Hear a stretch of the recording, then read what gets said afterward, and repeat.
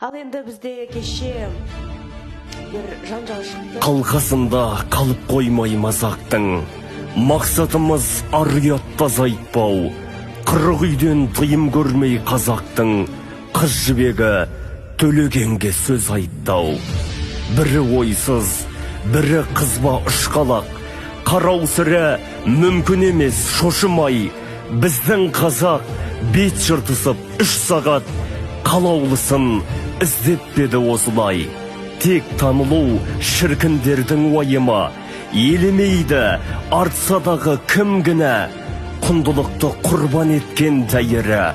Мынадай шоу қажет беді ұлтыма. Тәрбие мен тәлім болмай өзекте, құрдымына құлар пенде қорланып, қарабастың қамын күйттір боз өкпе, наралаштың мұңын қайтсын толғанып. Жолы көп қой ұлт азығын тонаудың, ал тоналса басшылардың кінәсі ау. Біреулердің саясаты қалаулым, біреулердің құрбандығы мына шоу. Өзі індет болып келген өзі дау, кетсе екен сор қалаулым төрімнен.